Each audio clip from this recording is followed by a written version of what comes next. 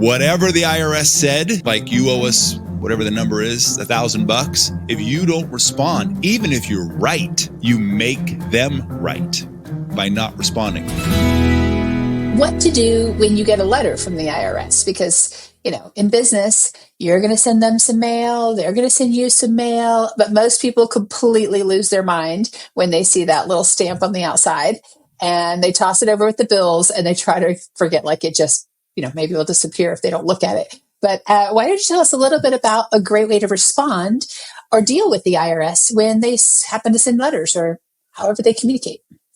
Well, that reminds me of somebody asked Gandhi, they're like, well, what do you think of Western civilization? And he goes, I think it'd be a good idea. So when you say, what's a good way to respond to the IRS? Well, maybe just respond. Let's just start there.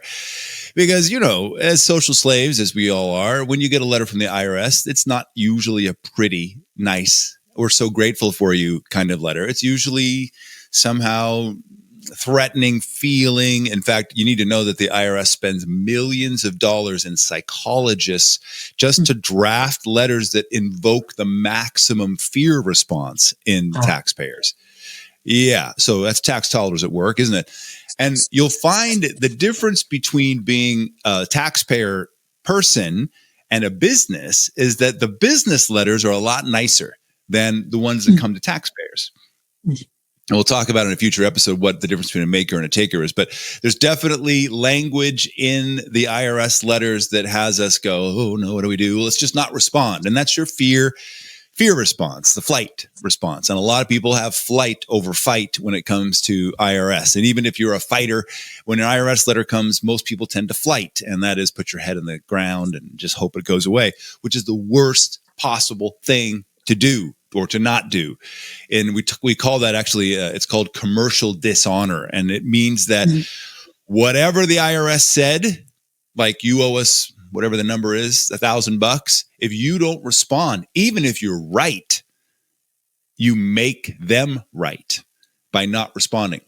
It's called non-performance. And if you have non-performance or non-response under administrative law, under the Uniform Commercial Code, if you don't respond to an offer, then whatever they said was true, that's true. And if you, in the court world, it's called a default judgment. If you don't show up, if a plaintiff sues you and serves you correctly, and there's a court date and you don't show up to represent your side, then the plaintiff automatically wins, even if they're completely wrong. No. So, yeah. That's terrible. So when you say respond, I mean, I'm going to call them, right? Like, am I going to call or send an email, or should I always send a letter? It's a really good question.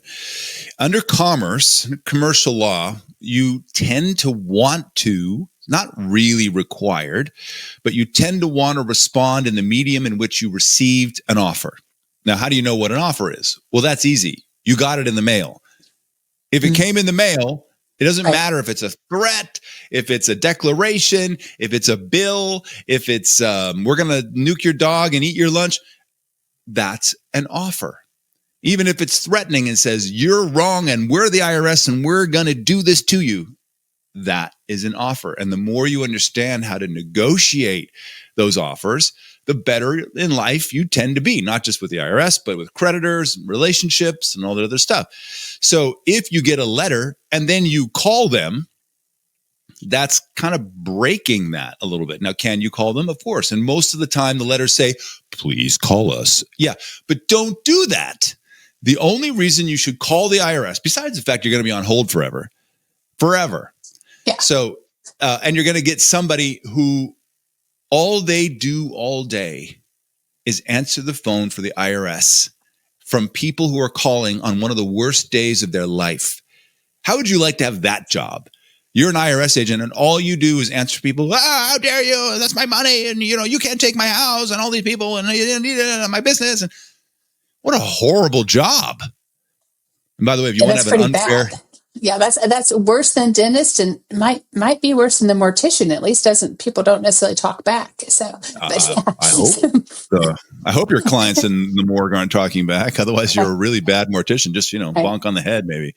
But that's got to be the worst job. The worst. And if you want to have an unfair competitive advantage when you call the IRS, if you have to, that's when they answer and they get through their spiel and their badge number, you be so filled with gratitude and thankfulness. I always call them late at night. So if I have to. And so I'm like, oh, thank you so much for working late. I really appreciate it. I so appreciate your service. And thank you so much for, taking the time to talk to me at them, because I know you're probably got a lot of people to talk to. That is not in their script.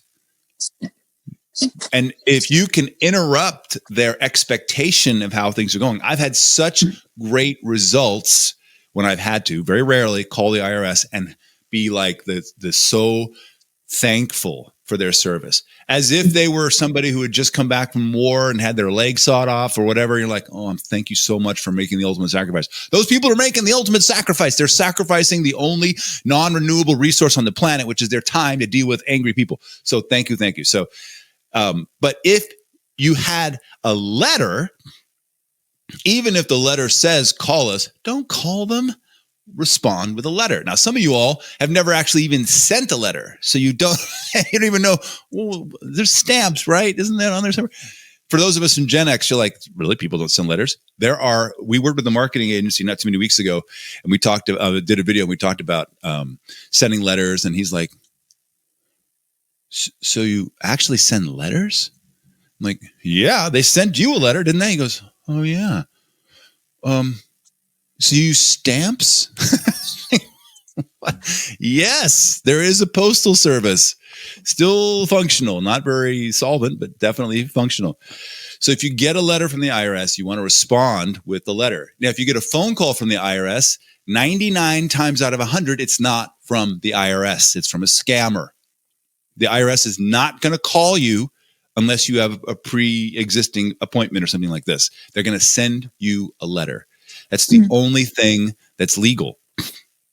And they're certainly not sending a text. I've got the text. They're not going to send you no text. No. Now, if you pay your bill electronically, then you're going to get the text confirmations. That's different. But like to manage issues, they're going to send you a letter because there's a record. So you want to respond to a record. How soon should you respond? Like within 3 days. 3 days. Yeah. And I remember you told me to always get a receipt.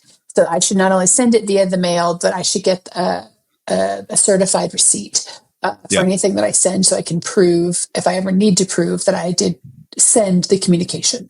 So I just sent off all my S Corps and partnership returns before the deadline, which was today, March 17th, 2025. So there's no record that I sent it unless I have what's called certified and then a return receipt. Now, you can do this via email, but I never do. I put the little green cards, or like little postcards. You pay a little extra for them. They actually get attached to your letter, envelope, whatever. Yeah. And then you have a certified document that gets stamped by the post person there. And then you get a thing that says, I sent it. But it's not really legitimate until there's proof that they received it. See, if it got lost in the mail, and then they could say, well, we never got it. Yes, you have a green card, a little green thing that says certified mail. There, I sent it. But there's no real connection between the parcel you sent and that green card, unless you have some identifying number. But who's to say, because it was lost in the mail. But if you have a green card that's attached to that parcel, when the IRS gets it, or anybody else, they'll get it, and then they have to sign that little green card to receive it. Once they receive it, they tear it off and they mail it back to you. Now you know that they got it on this particular day at that postal address, whatever. So when they say, well, we never got it, you're like, what's this green card mean? It means you got it. And it's not when they received it that matters, it's when you posted it. But if they never got it and you don't know, they could argue a whole bunch of things. So always send not only certified mail, but green card receipt, return receipt. And then you'll know they got it, or they didn't. Maybe they really didn't get it, and then no one has the green card. And if you can't produce the green card or an email, then you have to send it again.